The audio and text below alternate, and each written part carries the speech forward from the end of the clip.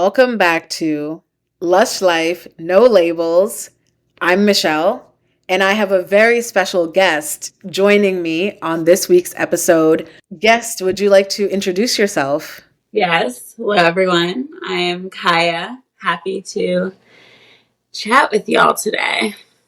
Yes, thank you very much for joining me on this week's episode.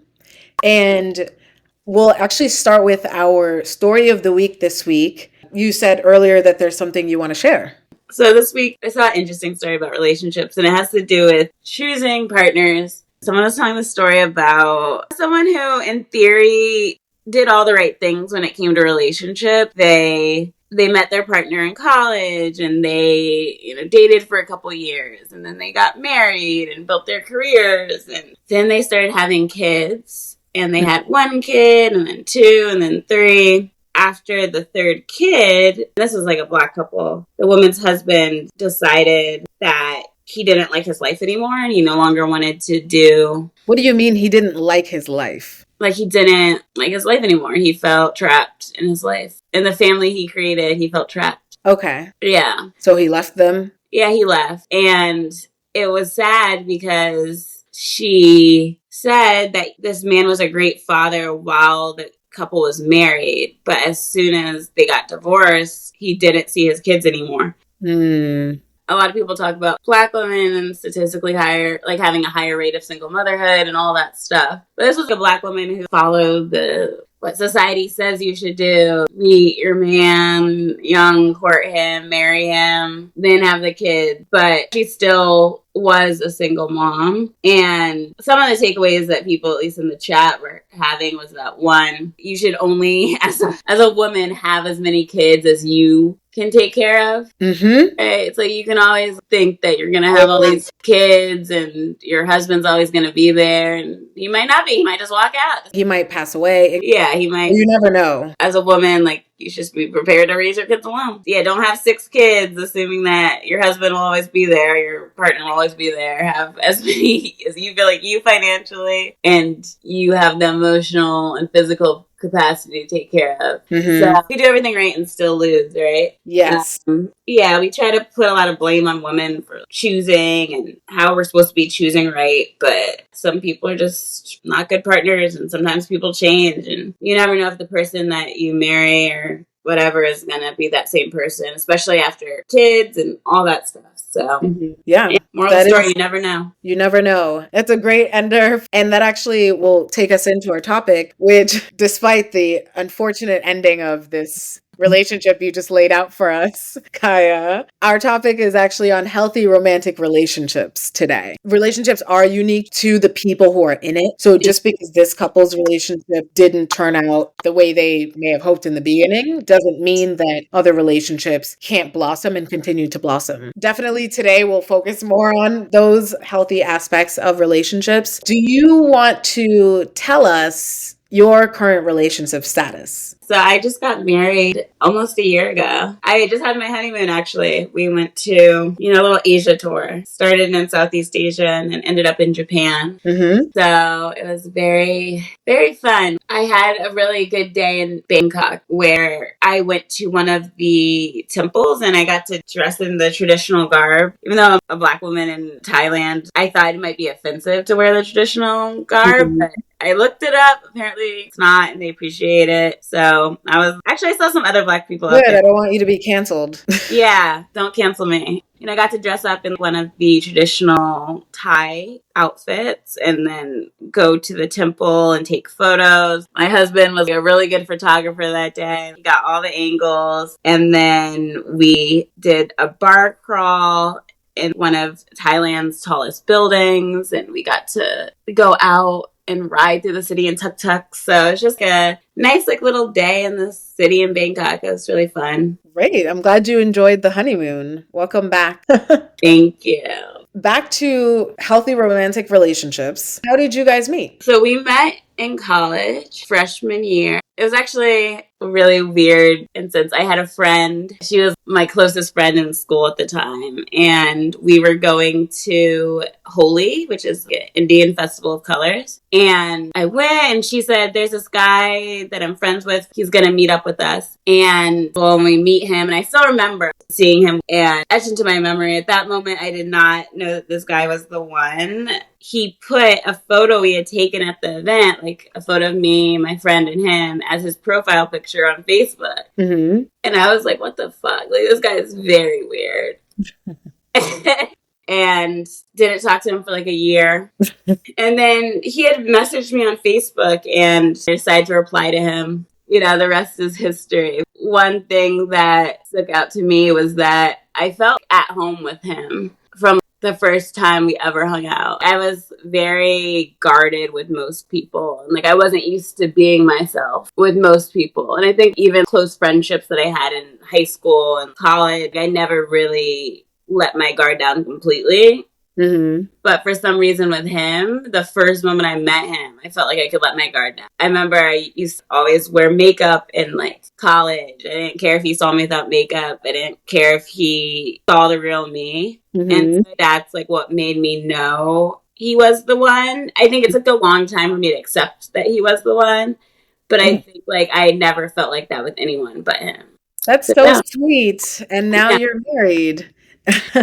Yeah. Now we're married. One of the things you mentioned is that the first time you saw him and you met him, you felt like you could let your guard down with him. What have been some of the healthy relationship dynamics or green flags for you? That was definitely one of them, making me feel comfortable. He also was very emotionally intelligent, so that I was not emotionally intelligent at all. I still struggle with recognizing my emotions and labeling them, but he was able to help me open up. He could tell that I was closed off, but he was very patient with me and would do a lot of emotional work to help me. Another thing is my husband and I were best friends. There's a quote I heard that the best relationships are friendships set on fire. Because we have such a good friendship and we've been friends for so long, it's easier to relate because there's not as much pressure on ourselves. I think sometimes if you enter a relationship as a romantic relationship, there's strict roles that each person has to fulfill. And all of a sudden, if I'm not getting this thing out of this transaction,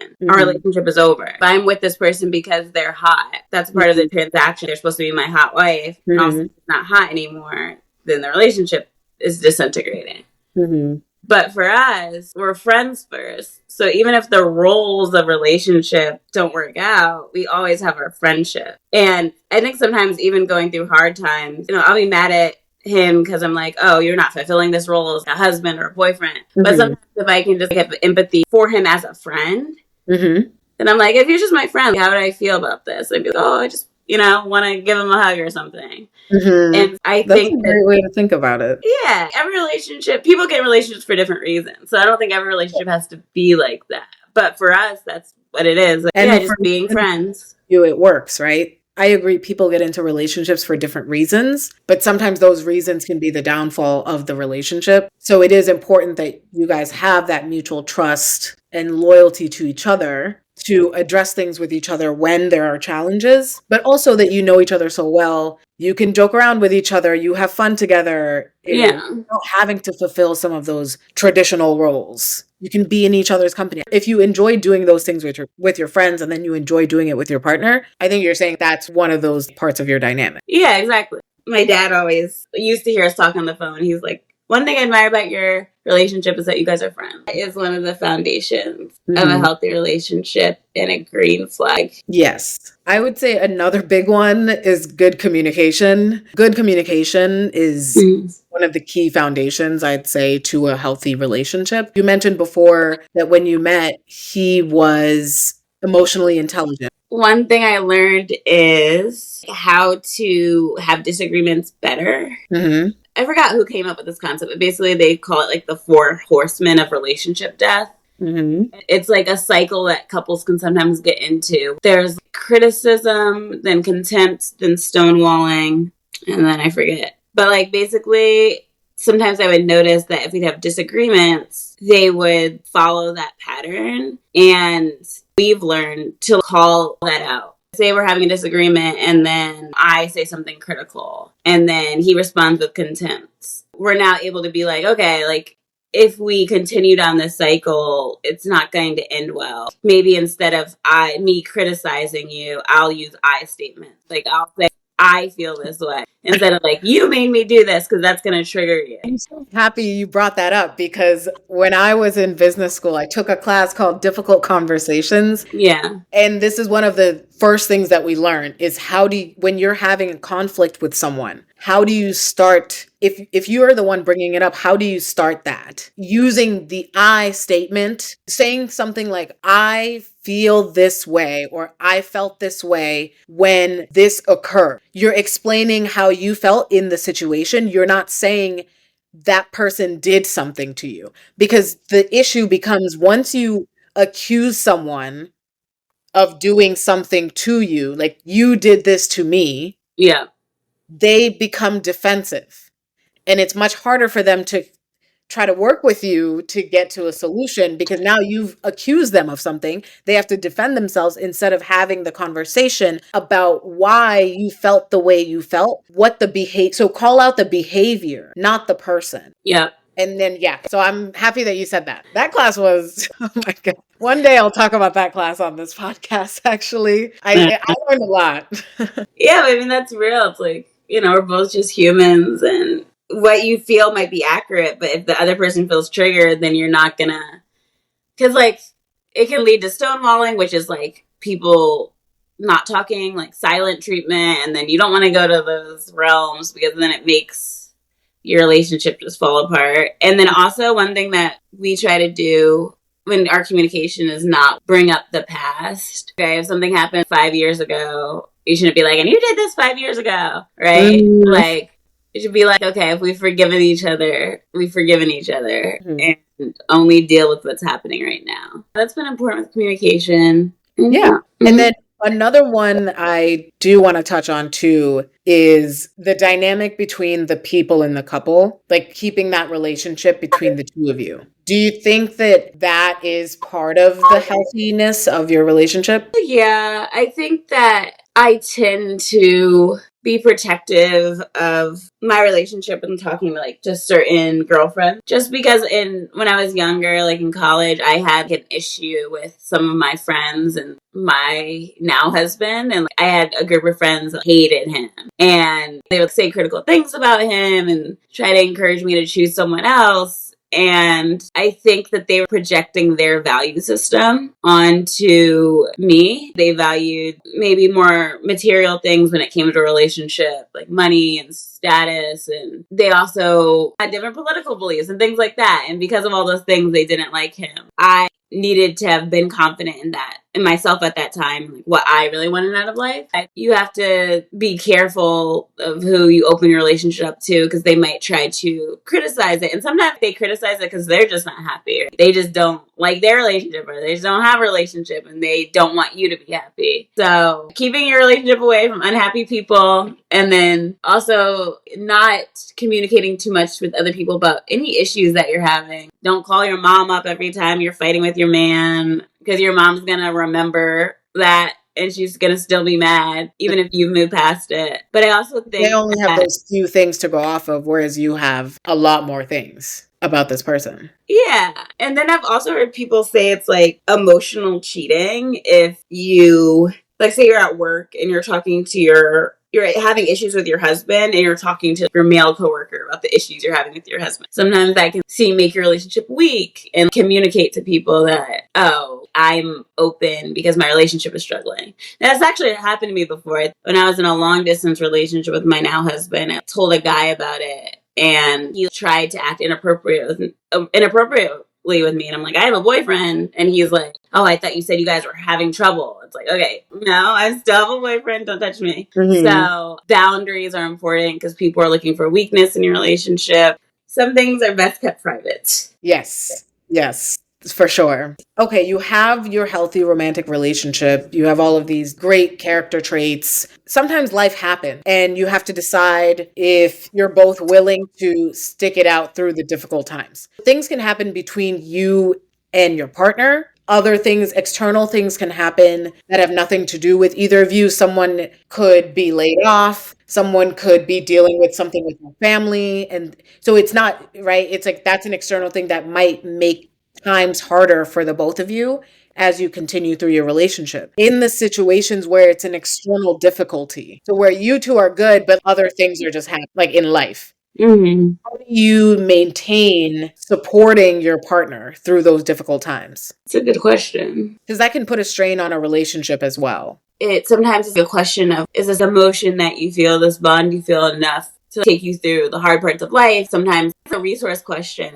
As resources get more abundant or less abundant, your health does or whatever, how does that affect your relationship? One, I remember being young and telling my grandma's been married for 58 years. She's the best relationship ever, literally goals. Like, they're still in love 58 years later, and they're so cute. I remember being like, Grandma, I just want to marry for money one day. I don't even know where I got that idea, but she got really serious. I never seen her that serious. And she was like, girl, make your own money. Don't ever depend on a man. You need to go out there and make it yourself. That's the message a lot of Black women get. And sometimes online, I don't know if you're fed this content, but at least I'm sometimes fed content around femininity movement and women wanting to go back to traditional relationships where women are depending on a man for money. Black women being like, oh, we were sold this idea that we're supposed to be strong, but we want to be soft and we want to depend on men and be in our feminine. I understand both sides. The older I get, though, I understand what my grandma was telling me. It wasn't just that have your own money. No one's coming to save you in life. You always have to deal with your own shit at the end of the day. And you were born alone, you die alone. And the more you feel entitled to someone solving your problems, the worse your relationship is going to be. And I've seen it play out in my parents' relationship where they feel, oh, but you were supposed to do this. Help me with my dreams. There's this bitterness. That is the bottom line. You're responsible for your money, your life, your happiness. And the more you can internalize that, the better your relationship will be. And then you're two independent people who are choosing to be together. Exactly. That love is enough if you have that mentality. Love is not enough if you feel like someone's supposed to save you in any way, because you're going to be disappointed. Yeah. So you mentioned the message that Black women have been fed in the US. Do you think because of that, it's harder for Black women to find themselves in healthy romantic relationships? I think there's so many layers to it. I do think that we're taught to be strong because of the history of us in this country. I also think that maybe a larger group of us come from single parent households. We just weren't raised by couples. Some of us were, but a lot of us weren't. And so maybe there's just not the example. Well, I will say that just because you grow up in a two-parent household doesn't mean it's a healthy one. Good. Yeah, it doesn't mean it's healthy at all. But I also, I follow your point. Yeah. I don't know, at least growing up, I just felt like Black women were painted as less desirable in the media. Right? Like, have you ever seen those graphs of dating preferences? And oh yeah, Black women are always at the bottom. Yeah, they drew diagrams and they were like, oh, everyone, all these people want this race. Black women are like at the bottom. The least desired. A lot of that comes from racism, obviously. And the stories that are being told about Black women in the media. I think now it's different. I think now Black women are painted in a completely different way than we were growing up. Do you feel like that? Yeah, I agree. Our desirability of the fucking white supremacist system is higher, I think. Yeah. But yeah, you're even seeing a lot more interracial relationships between Black women and white men. Yeah. Speaking of interracial, I feel like dating within your race, it's Black women just outnumber Black men, especially if you want to find someone who's your counterpart in terms of education, income, and all of that. So it's trying to find your equal as a Black woman, being some of the most educated people in this country. finding your counterpart in a Black man and like all the pressure that are put on our men and all the struggles that our men have in the society with incarceration and navigating work and, you know, the socioeconomic system. So wow, this should be a topic for February. yeah, We're doing this at a good time. But yes, It- I agree, right? So there's a lot, yeah, it's complicated, basically. As you yes, said. it is complicated. Yeah, I think it's definitely a topic that could be expounded on for a long time, but I appreciate what you've presented to us so far. Yeah. Hopefully I didn't say anything that would get me canceled. Well, I don't know. The people will decide. They will determine your fate. Black women are amazing and we deserve everything. That's all I have to say. Yes, yes. You've definitely given us a lot of things to think about. You didn't tell us about your relationship status. Well, you didn't ask until now. You've been asking me questions. Well, you're the guest. Inquiring minds. Listen, I'm trying to be a good host, okay? Okay. My man supports this podcast. He listens to every episode. Oh, really? Okay. Yes. So I am in a long-term relationship. Yay. Yay. That's good. And are you happy in this relationship? I am happy in this relationship. What were the biggest green flags when you met your partner that he would be someone you want to be with long term, as you said? That's a great question. It actually overlaps with some of the things that you've said throughout this podcast episode. He is very emotionally mature. And I am, well, that's what this podcast is about. I'm improving myself. And so I think that's one of the things that really drew me to him. And that comes along with patience as well. I've learned a lot about life as I've been trying to improve, and he is my biggest champion. He supports me in a lot of things. He supports me like in different parts of my life. I think the other thing too is that he brings positivity to my life. Like he adds on to it. Because I would say you were talking about Black women, like I'm an independent Black woman. Mm-hmm. But for me, he is adding on, which is a plus for me. That's the type of person that I want to be with. I don't want someone who's going to be taking away. I've been in situations like that before, relationships like that before, and that was very unhealthy. That was a lot of red flags there. That's what I'll say about it. Yeah, that's a good point. Yeah. If you're independent, then all you need is someone who adds on, right? Yeah, and it goes back to what you were saying earlier about knowing yourself really well. I think if you can do that and function as yourself, then being in a relationship with someone else, then you're both adding to each other. Yeah. And for me, that's really important. Yeah, that's beautiful. Well, we're happy for you. Thank you. So before we wrap it up, I do want to thank my guest today. Kaya, thank you so much for coming on to the pod. I hope you come back for other topics and teach us more of your wisdom. Do you have any questions that you want the audience to think about as they're in their self-improvement and self-growth journey?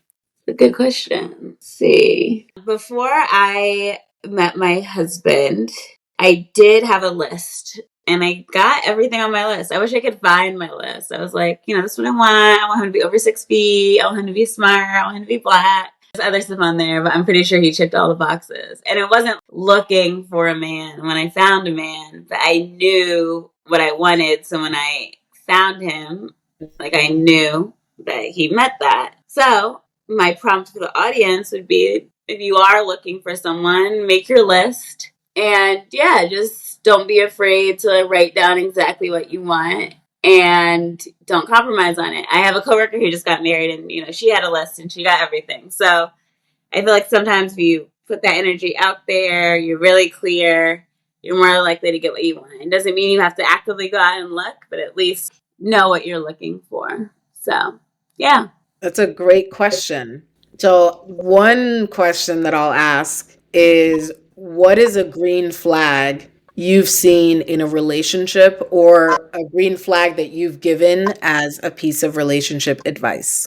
And we'll end it there. So, again, thank you so much to my guests for coming on to the show this week. Please like and subscribe to the podcast for new episodes every Thursday morning on Spotify, Apple, and YouTube. And follow the podcast page on Instagram at lushlife no label _pod. I'll see you guys next week. Bye. Bye.